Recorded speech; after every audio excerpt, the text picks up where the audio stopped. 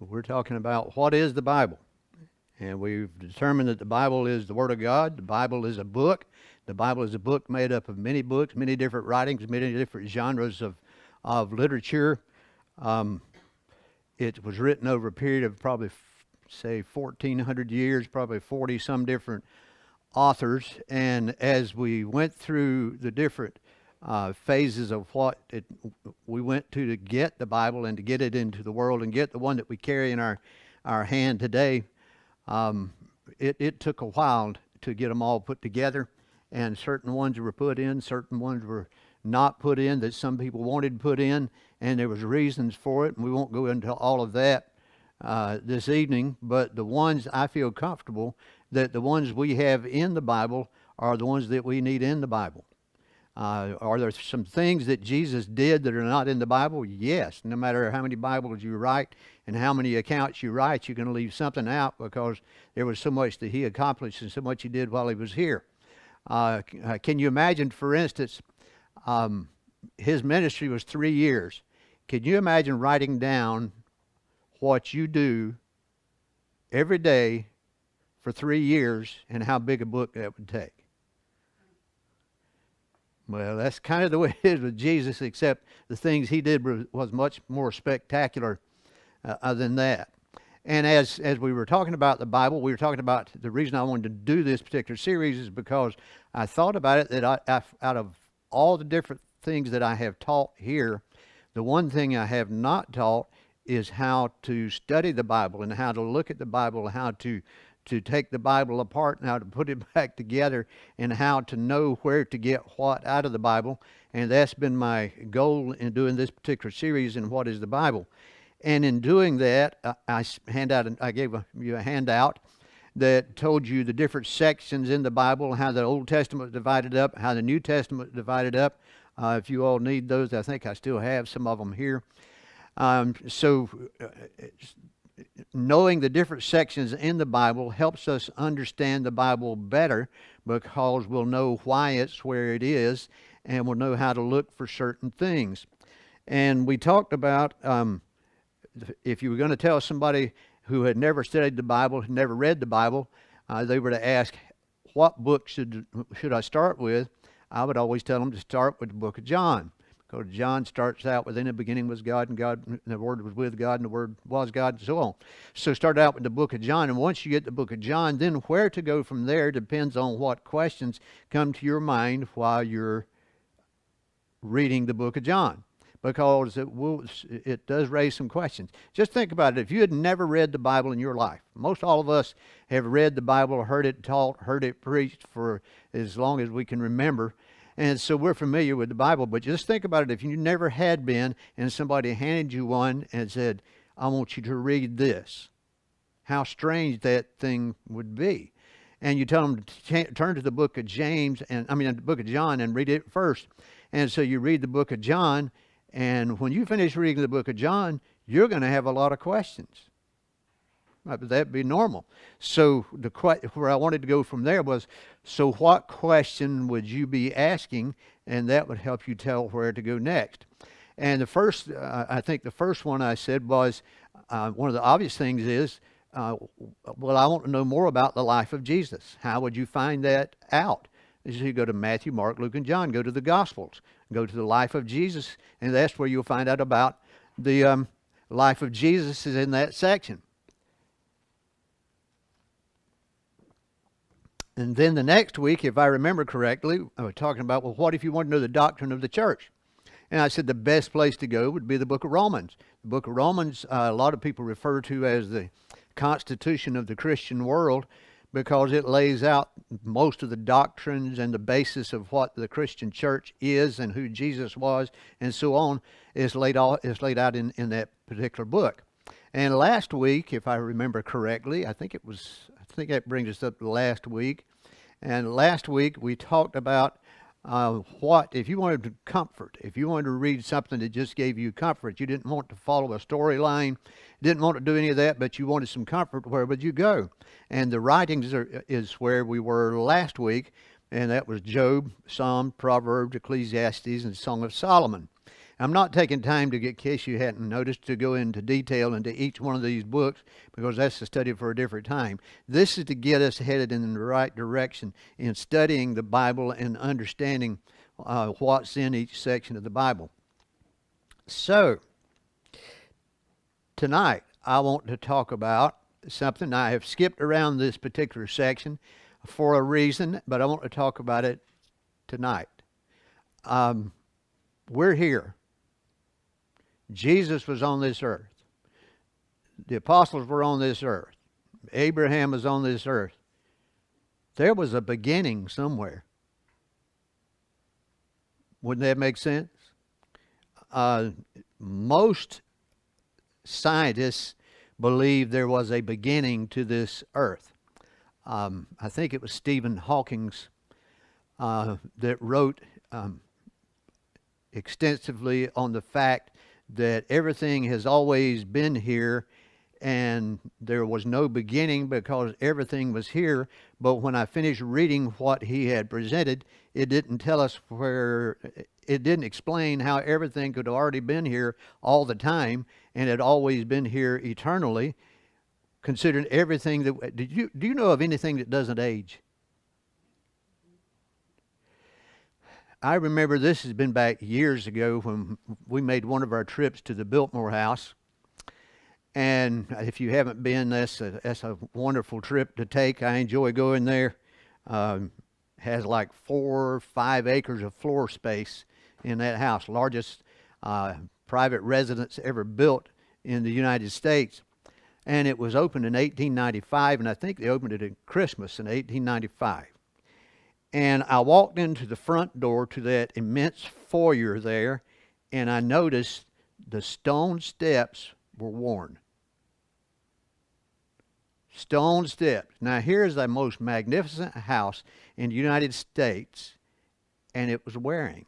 I noticed that the leather had leather wallpaper in the family dining room, and it was cracking and decaying, and I think they've done some preservation work on it and so on. And they're continually preserving the tapestries and things in there and keeping them in good shape because everything weathers and everything ages. I have noticed that I age. Back when I was 13, 14, 15 years old, I didn't think I'd ever get old. I just thought I'd always be young, and found out that that wasn't the truth. I remember thinking about how we'd talk about in school the year 2000. I said, man, I don't have to worry about that. That's so many years old. It's like 300 years from now, it felt like to me. We've gone past that by 22 years now. But everything ages. So if everything ages, the logical thing to consider is there was a beginning. This earth had a beginning. Where would you go if you wanted to find out about the beginning of everything here? Genesis, okay? In general, I'm going to get you a generalized area because we're doing everything in sections. So we're going to do this in a section. I'm not going to go in detail through Genesis, which we could. We could spend weeks in the book of Genesis and not cover everything that was there. The first 5 books of the Bible, the first section, first compartment, if you will, in the Bible, in the Old Testament, is the Pentateuch or the Torah. The Jews call it the Torah. We call it the Pentateuch. And it consists of Genesis, Exodus, Leviticus, Numbers, and Deuteronomy. And if I ask right now for each one of you to give me a synopsis of each one of those books, you could do it and wouldn't be any problem. I could probably hand out paper and you could take a test and all of you would pass it. I'm quite sure. But anyway, we have Genesis, Exodus, Leviticus, Numbers, and Deuteronomy. There's a reason why it's Genesis, Exodus, Leviticus, Numbers, and Deuteronomy. There's a reason why Numbers is not first and Genesis is not second, or so on. There's a reason why it's Genesis, Exodus, Leviticus, Numbers, and Deuteronomy. And the question I wanted to start with, why should Christians be interested in reading and learning about the 5 Hebrew books called the Torah? Why should we be interested in that at all? Because most of it is telling about the Jewish people. Why should we care? I mean, that's about we're Gentiles. We're not Jews, aren't we? Or are we? Galatians 3:29, King James Version says, And if ye be in Christ, if ye be Christ, then are ye Abraham's seed and heirs according to the promise. The New American Standard Bible says, and if you belong to Christ, then you are Abraham's descendants, heirs according to the promise. New Living Translation says, and now that you belong to Christ, you are the true children of Abraham. You all can't see it, but the little marker is over that. But anyway, Holman Christian Standard says, and if you belong to Christ, you are Abraham's seed, heirs according to the promise. Expanded Bible says, if you belong to Christ, so you are Abraham's descendants, seed. You will inherit all of God's blessings because of the promise God made to Abraham. Did you catch that line? I like that in this particular translation. Heirs according to his promise. So what does all that tell you? When a lot of times people ask me, said, oh, what nationality are you anyway? What's your ancestry? I said, I'm Jewish. And said, you're not Jewish. I said, I am Jewish. And then that starts a conversation. And the conversation, I said, I'm the seed of Abraham. And if I'm the seed of Abraham, he was the first Jew. So I'm Jewish. So when it comes to on the deepest level, I'm a descendant of Abraham. So if we are a descendant of Abraham, it'd be a good idea for us to learn how Abraham came into the world and what position he held in history. And according to Paul and according to all those that I just read, which was the same verse of Scripture in different translations, it says that we're the seed of Abraham, that we inherit everything that Abraham inherits. Makes you feel good, doesn't it? So we'll start with Genesis. We'll give a brief synopsis of these 5 books. First book of the Torah is known in Hebrew as, I even hate to say this because it sounds ugly, but the way you pronounce this is Bereshit.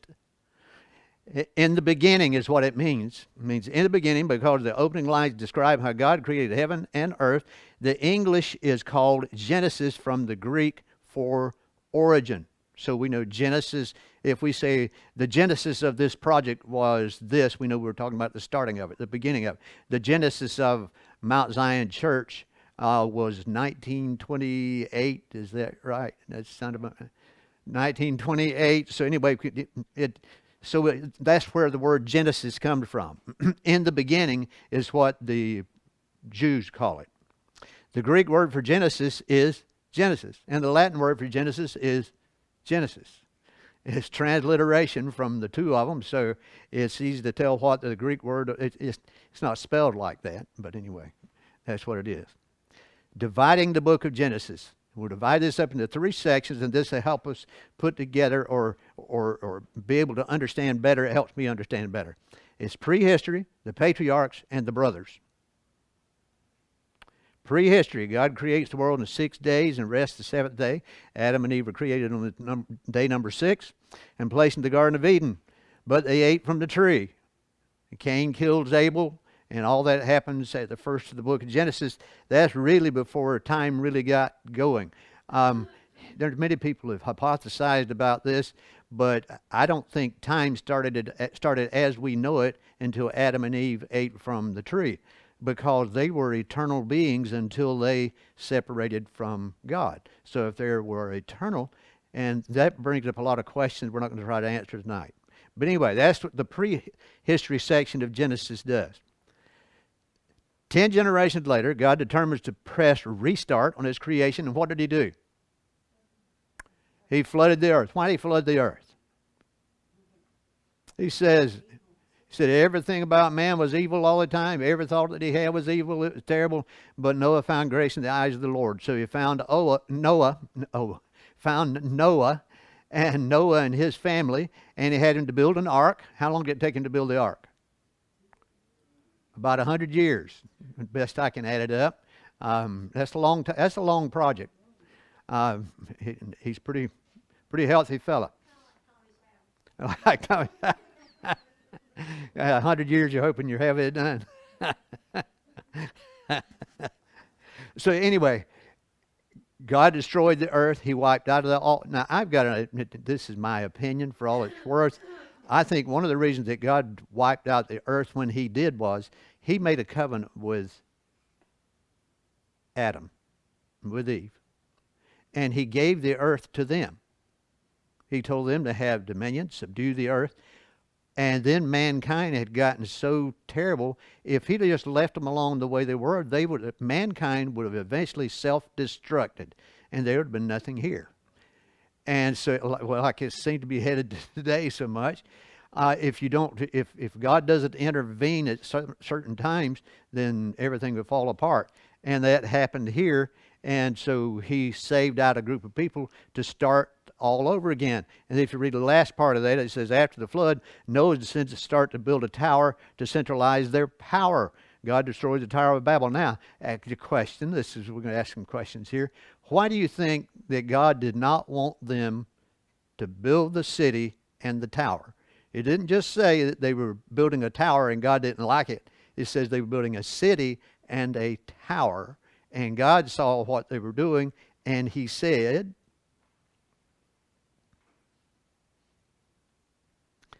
basically, we believe these people like they are. They can accomplish about anything they want to. And man's nature is, I'm adding all this in, okay? Man's nature is of such, they're going to destroy the whole place. So now now this is Randy's opinion again. If everybody spoke the same language, everybody was in the same community, everybody was of the same mind, when it started down a bad trail, everybody was heading down the same trail. And they had one leader that led them, and one group of people that would be their leaders, and so they would get worse and worse and worse and worse but if you divide them up and scatter them out all across the world, then what you have is you have an opportunity, a chance to preserve it, because they're not all heading in the same direction. That's my opinion. If anybody that doesn't believe that, they just don't know what they're talking about. Anyway, that's not in the Bible, but I believe that to be fairly true. The patriarchs. We were introduced to Abraham, 10 generations from Noah, who faithfully follows God to the future land of Israel and overcome multiple tests. God promises Abraham that, initially he was Abram, but promises Abraham that he will be the father of a great nation. Abraham's wife Sarah is barren. Sarah suggests that Abraham marry her maid Hagar, who bears him a son Ishmael. And that was a great idea, right? And that caused trouble they're still having to this day because of that relationship and because of what they did. So they came up with an idea of their own. Abraham follows God's instructions to circumcise himself, and he and Sarah are blessed with a son, Isaac, at the ages of 190. Now, when I'm 100, Diana will be 95, 96, depending on what time of year it is. We don't want to have any babies. Okay? No any babies running around at that time, respectively. Abraham's most famous test comes when he commands him to sacrifice Isaac on an altar. Abraham is willing, but God stops him at the last moment. Why do you think God told Abraham to sacrifice his son? And notice what I put next. His only son. Okay? Now I've got the question here somewhere. How many sons did Abraham have at this time when Isaac was born? What happened to Ishmael? Ishmael was his son, so he had 2 sons. But God said, I want you to sacrifice your son, your only son. Why was Isaac his only son and not Ishmael? Just think that over. What were the 4 specific tests that God presented to Abram or to Abraham? There's 4 specific things that we read about. We don't know if there's more, but there's 4 specifically that he had him to do. And he started with something small and worked his way up. The first one was, he said, I want you to leave your home. He was 75 years old. He said, I want you to pack up everything you have. I want you to leave your home. And he did. And he said, I want you to leave your home, go to the land I will show you. At that place, he didn't tell him where that land was. He just told him to take off. And Abraham had enough faith to do what God asked him to do. We don't know why. We don't have enough there. There's indication that it speaks of his dad Terah as been a man that worshipped idols. So how Abraham got to where he is, I'm not sure. But anyway, he left his land. He went from the land of Haran or Haran, depending on how you like to pronounce it, to the promised land. Next thing he asked him to do was sacrifice animals. In other words, shed the blood of animals to ratify this covenant that I've made with you. Next was circumcision. This was when Abraham was 100 years old. This is when Ishmael was 13, if I remember correctly. And it's when he had the rite of circumcision. He and all of his men, all of his servants, everybody had to be circumcised at the same time.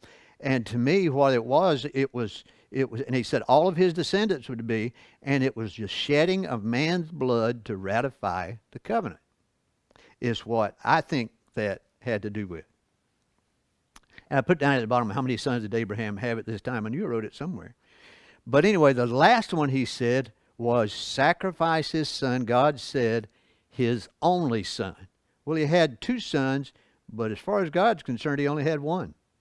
He blessed Ishmael and his descendants because he was the descendant of Abraham. So he got blessed because of that. But he couldn't be the son of promise because he was the son of man. That was the work of Sarah and Abraham and Hagar. That had nothing to do with God. Isn't that interesting how we'll do things? God will tell us something we're supposed to do, and it doesn't happen as fast as we think it should. So we figure out a way to help it out and get things going in the right direction. And most time it's the wrong thing to do. But anyway, that's where it goes from there.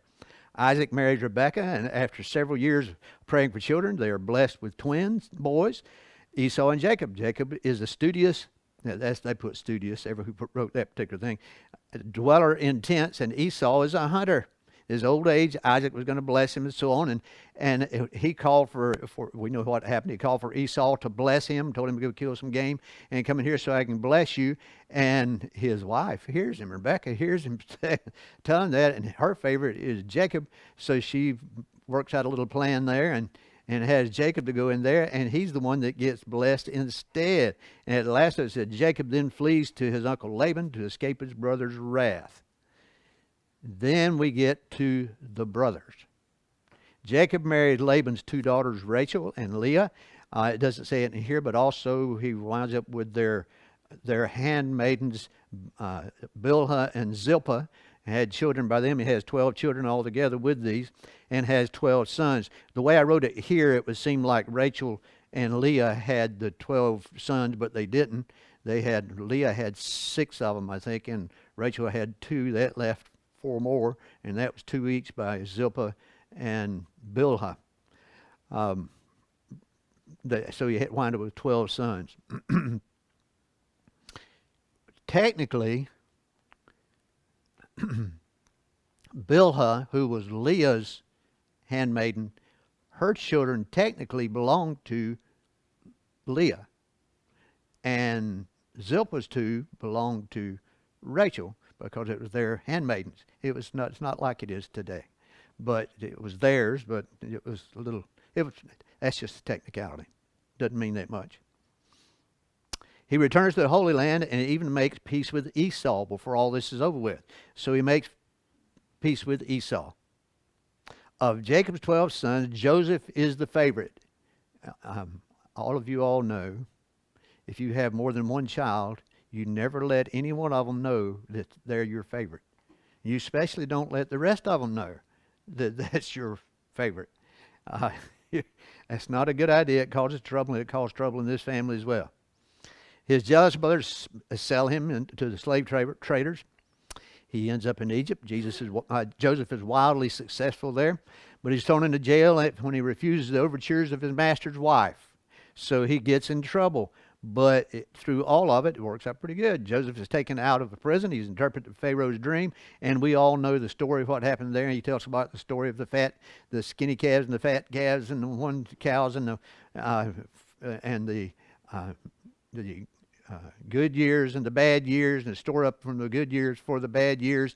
And he became the second highest man in the kingdom, and his brothers all thought he was dead, thought he was gone somewhere, didn't know he was there, and they wind up coming there to visit, and we know that whole story. We're not going to go through all that tonight because we have more to go through.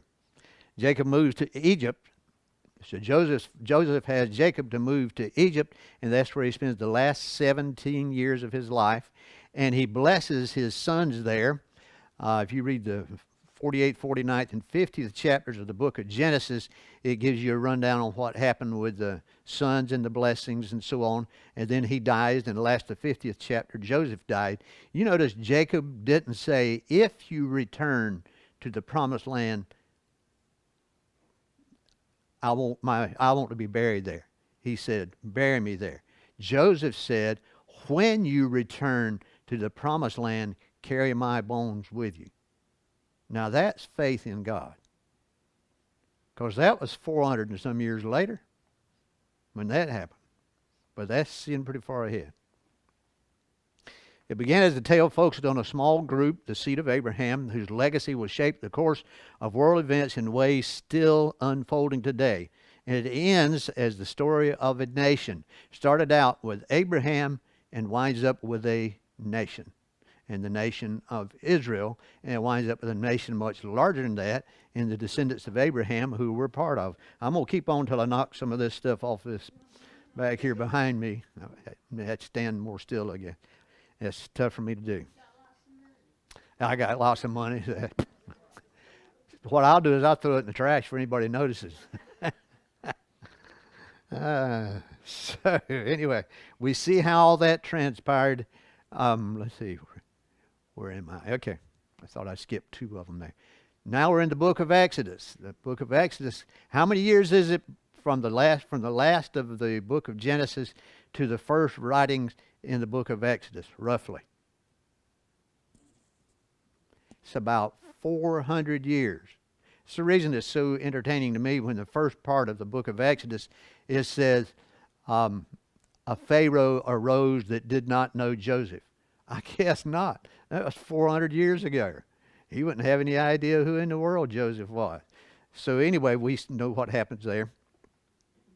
It's the second book of the Torah. It describes the birth of the Jewish people, their enslavement in Egypt, their miraculous exodus, the climactic event at Mount Sinai, and the building of the sanctuary in which the new nation served God in the wilderness. And this all happens in Exodus. Okay, the Hebrew word is known as Sefer Shemot, and that's close enough for me if it's close enough for you. Book of Names is what that means, because it opens with the verse, "These are the names of the children of Israel." So that's the way it opens. So that's the way they have the name of the book. These are the names of the children of Israel. On a deeper level, this reflects the fact that it is the book in which the Jewish identity as a nation is forged. This is really when they become a nation, is when you get into the book of Exodus. In English, it is known as the book of Exodus because it contains the story of leaving Egypt. They exited out of Egypt, so it was an Exodus, so that's what we call it. Now, if you want to break down the divisions of this particular book to help you understand it and to help you study it better, it's roughly this. You have the enslavement, you have the Exodus, you have the Revelation, which is the 10 Commandments, then you have action. You might not have thought of it like this, but you have the 10 Commandments, then you have all these other laws that help you keep these 10. So that's the reason you have the 10 Commandments separate from the rest of them. All the rest of these tell you how to be true to your God, how to worship God, how to live healthy, how to live happy lives. So all they had to do was obey these 600 and some laws, and they'd be happy, and everybody's just pleased as punch. That's all you got to do, just obey 600 of them. We have trouble with 10, and they had 600 of them or better to go with. But anyway, these 10 are the ones that established the groundwork for that. Then we have the tabernacle and the instructions on building and use. In other words, in the Exodus is where God tells Moses how to build the tabernacle, where to put everything in the tabernacle, what to make it out of, and all that occurs in the book of Exodus. Did you realize that? You might not. You might have. Some of you. But anyway, in the book of Exodus is this where this is found. So if you want to find anything about the tabernacle, go to the book of Exodus and you can find out a lot about the tabernacle. But anyway, then it has sin and forgiveness. It talks about how you sin and that you're going to sin and how to be forgiven. And then they build the tabernacle. The tabernacle is built at the end of the book of Exodus. Then we have Leviticus, our most endearing book that we enjoy reading the most out of anything in the Old Testament is the book of Leviticus. It's a good book to read, and you can find some interesting stuff in it, but it's a little harder than some of the rest of them because it doesn't follow a storyline as closely as what it does in Exodus or Genesis or even in Numbers and Deuteronomy. But anyway, there's a lot of good things in it. It's the third book of the Torah, known in Hebrew as, you'll have to do this one, after the first word of the text, which means, and he called, is also called Torah Kohanim. Do you know anybody named last name Cohen? I do. If somebody's named Cohen, they're of Jewish heritage and they're of the priestly line. They're of the Levitical line, if it's where this comes from. The teaching of priests, because so many of its laws revolve around the service and lifestyle of the Levite priest, descendants of Aaron. In order to be a priest in the Jewish community, you have to be a descendant of Aaron. That's not negotiable. That's what God said. You have to be a descendant of Aaron. It doesn't matter how good you are, how much education you have, no matter anything else, you have to be a descendant of Aaron. That's just the way it is. This is the source of the English and Greek name Leviticus. Coming on the heels of the book of Exodus, where we read how the people of Israel built the tabernacle in the desert, Leviticus opens with the laws of the sacrifices that would be offered there. And that's one thing that makes it start off where it's not real exciting to start with, is because it starts that you got this kind of offering here and this kind of offering, you have this kind of offering, you have this. Over they're telling what to do with the tabernacle, how to okay, well, we'll have a test. Not one that you have to pass. How was the tabernacle set up? The grounds to the tabernacle and the tabernacle itself. How was it set up? Okay, you had a tent. It had walls that were made out of fabric, of skins, I think it was. No, it was fabric on that and skins on the other part. But anyway, it was covered around. I think it was 75 by 150 or something like that. I don't remember exactly. But anyway, it was a good size area. When you walked in the front door into the tabernacle area, the temple enclosure, there was an altar there that was like a 8 by 8 by 8, and that was the altar that you burned the sacrifice on. You had a laver out there for washing, and then you had the Holy of Holies, which was in the back part of this, and it had the holy place, which was up front, that it had the 7-branch candle stand and the altar of incense and the table of showbread. You had it, and then you had a curtain, and behind it you had the Ark of the Covenant, and that was the Holy of Holies, the most holy place. And that's the way it was set up. It's set up in such a way that showed that you had to have a particular way to enter into the presence of God. So this is telling you about all the sacrifices that you have to do, doing it the right way. If you do it the wrong way, in fact, 2 of Aaron's sons died because they did it the wrong way. And it doesn't tell exactly what they did, but it was wrong. And they died because of it. Pardon me?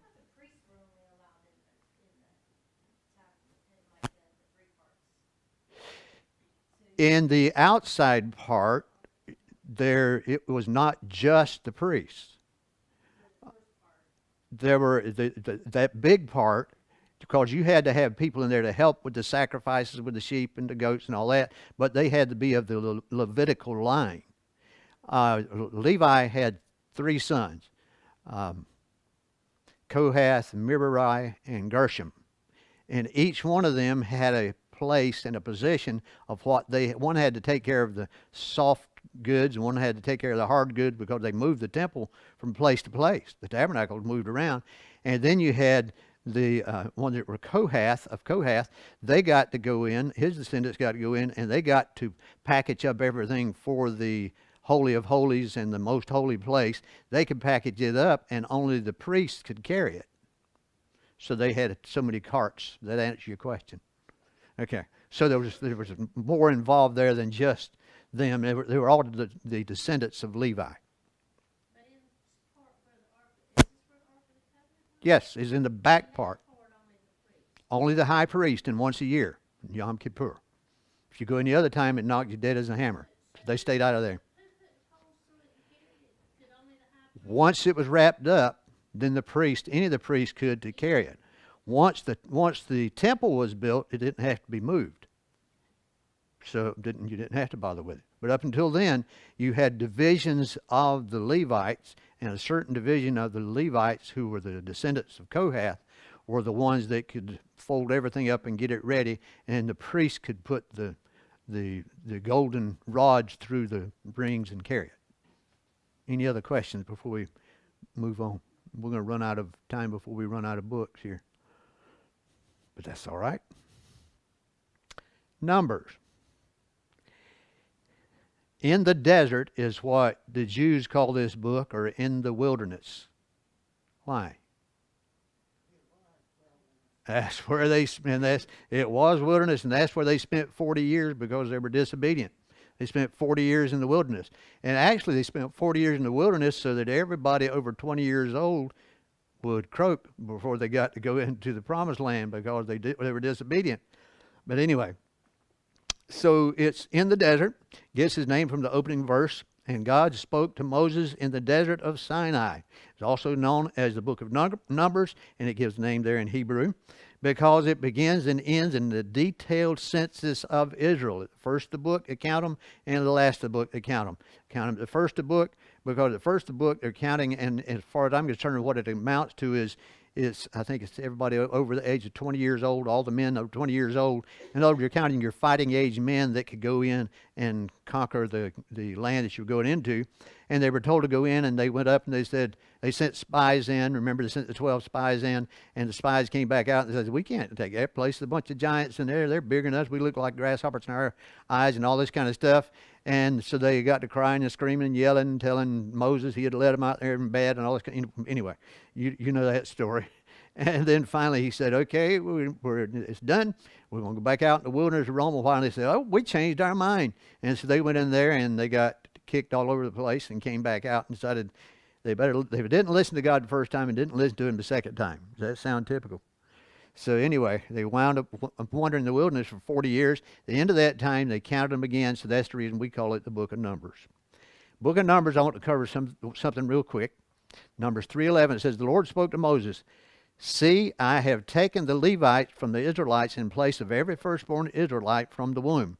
The Levites belong to me because every firstborn belongs to me. At the time I struck down every firstborn in the land of Egypt, I consecrated every firstborn in Israel to myself, both man and animal. They are mine. I am Yahweh. You remember at the Passover, the first Passover, when he struck down the firstborn of everybody that didn't have blood over their lintel and the doorpost, that the firstborn of that household died, and it consecrated the firstborn to them. Well, something happened, and it happened in the book of Exodus. I have that in the book of Numbers, the book of Exodus 32:25. Moses saw that the people were out of control. For Aaron, this is when he came down with the 10 Commandments, and Aaron had them down there worshiping a calf that he had made. And Aaron asked him about it, and he said, I just threw some gold in there in the fire, and this calf just jumped out. In other words, he strung a big one. But anyway, he said, it resulted in the weakness of their enemies. And Moses stood at the camp's entrance and said, whoever is for God, come to me. And all the Levites gathered around him. So the Levites were the only ones that stood up for Moses at this point.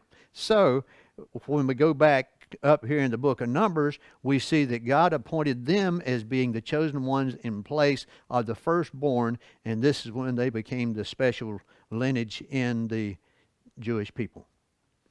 What happens in the book of Numbers? God tells Moses to count the Israelites. Gives the duties of the Levites, redemption of the firstborn, duties of the Kohathites, the priestly blessing. Israelites counted the second time. Joshua is appointed to succeed Moses. Offerings established. Review of the wilderness traveling. Boundaries set for the promised land. All that occurs in that book. The book of Numbers is an interesting book. Some of it will bog you down, but it has some very interesting stories in it. Deuteronomy, the fifth book of Moses. The book of Deuteronomy primarily contains Moses' last will and testament to the children of Israel as they are poised to enter the promised land. Where do you think the name Deuteronomy came from? You hadn't ever thought, didn't think about naming any of your children Deuteronomy? The Hebrew to the book is commonly referred to as Devarim, meaning words or things, based on the opening line. And these are the words that Moses spoke to the children of Israel. Since Moses uses this book to recount many events and commandments previously recorded in the other books of the Torah. It is also known as Mishnah Torah, the second Torah, or Deuteronomy from the Greek word for second law. That's where the name comes from, where Deuteronomy comes from. Moses revisits many of, this is the last words of Moses. This is the last word he's going to have to his people before God takes him out of this world and buries him in a place where nobody knows where he was buried. But Moses revisits many of the high points and low points in the Jews' 40-year sojourn in the desert. He used the opportunity to urge the people to follow the mitzvahs and to live a godly life. Many mitzvahs and laws are also found here. Some are repeated from the previous book. Others are taught here for the first time. The 10 Commandments are recounted here. They're also in the book of Exodus. So if anybody asks you, where can you find the 10 Commandments in the Bible? You tell them in the book of Exodus and the book of Deuteronomy. It's the only two places where you have a full listing of the 10 Commandments, especially in the Old Testament. Jesus names some of them in the New Testament, but they're not a full naming of them anywhere except in Exodus and Deuteronomy. Finally, Moses delivers an individual message and a blessing on the tribes. And he's going to be buried on Mount Nebo in a place where they're not sure that it was. So if you read the book of Deuteronomy, at the end of it, it's talking about him dying and so on. So I got a hunch that Moses didn't write the last part of the book since he was dead. Some people say that he knew what was going to happen, so he did it prophetically and wrote it to them. And others believe, I mentioned that here, and others believe that Joshua wrote that. Does anybody really know? No. Is it really that important? No. Why is it important that we read and study the Pentateuch or the Torah?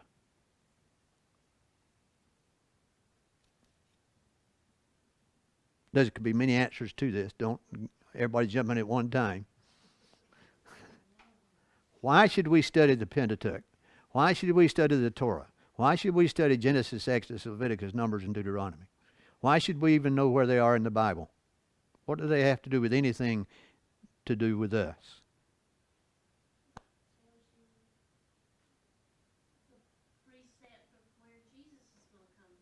It tells the precepts of where Jesus is coming from and why Jesus is coming here and what Jesus is going to do when he gets here.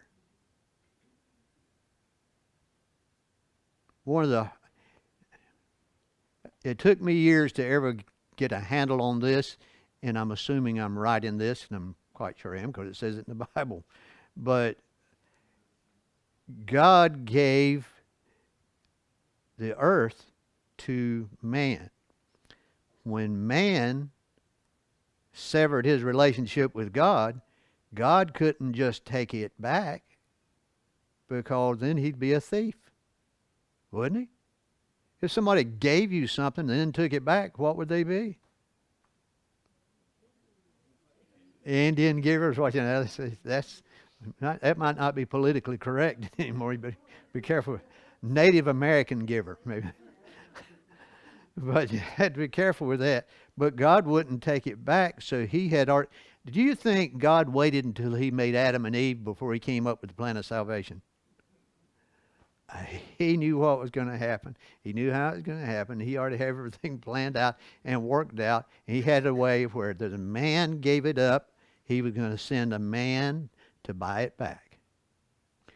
And that man was one that could obey all the law and do it like Adam and Eve should have done it to start with. That's the shortened version. Why else should we read the Torah or the Pentateuch? Are there any other reasons?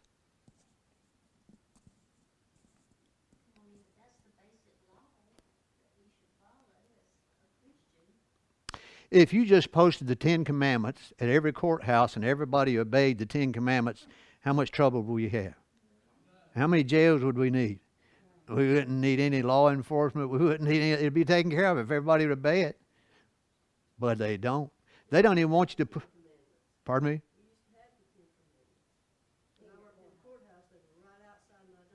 Yeah. You can't post them in a school.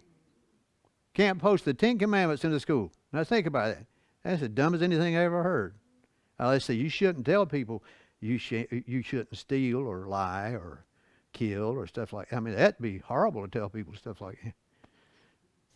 But it gives you the basis for all law and everything is in the 10 Commandments. What's not encompassed in the 10 Commandments that doesn't cover any aspect of law that you want?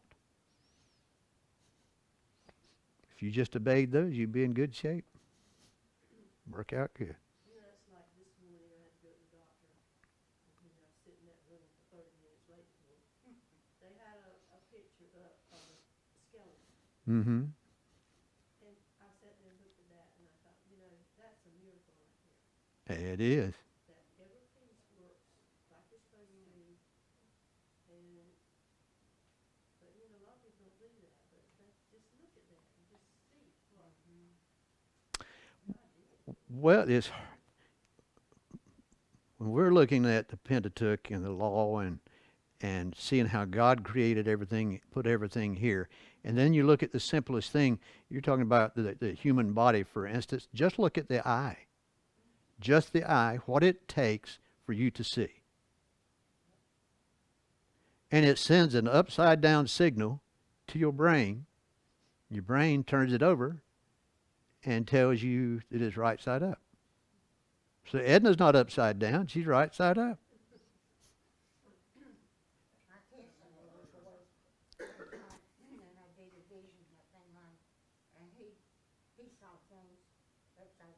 Mm-hmm.